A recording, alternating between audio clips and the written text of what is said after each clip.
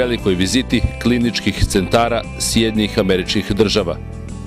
Veljko i Slobodan Ivanović, vlasnici klinike Anlave, pripremili su Arizona Phoenix.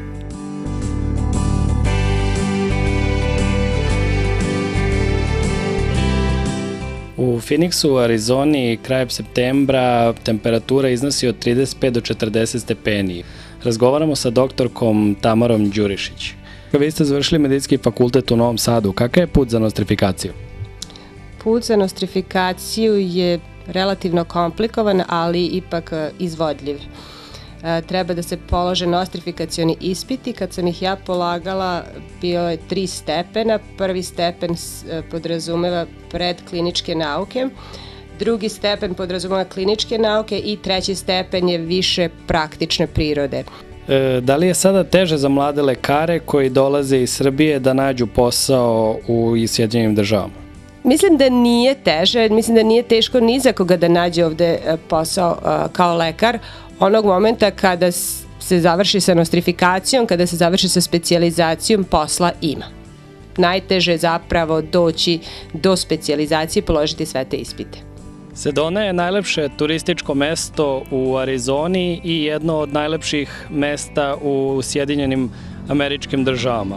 Nalazi se na 1500 metara nadmorske visine, svež vazduh, pravi raj za psihofizički odmor, ali i za rad.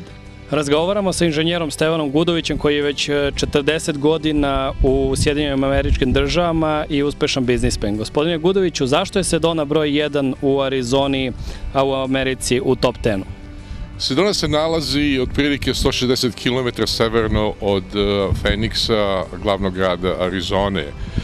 Poznata je po tome od ovih crvenih stena, puno filmova su se snimali u ovome kraju. Pored toga, Sedona je umetnički grad, ima otprilike preko 100 galerija i uglavnom puno ljudi koji žive ovde bave se umetnošću. Na par miliona turista prođe kroz Sedonu svake godine, ne samo iz Sjedinjenih Američkih Država, nego iz celoga sveta.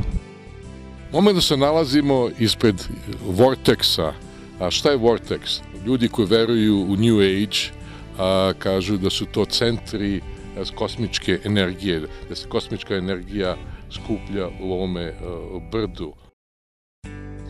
Ovde u pustinjama je veoma toplo, u letnjim mesecima između 32 i 48 stepeni, a povremeno i preko 50.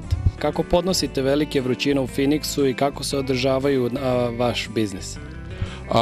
Što se lično tiče mene, ja sam se navikao na ove velike toplotne razlike. U Arizoni živim već 27 godina, tako da to uopšte i ne osjećam. Što se tiče biznisa, naravno u letnjim mesecima je ogromna potrošnja vode. Ovo je jedan od 10 postrojenja koji mi održavamo, iz kojih crpemo vodu i snabdevamo Sedonu i građane Sedone.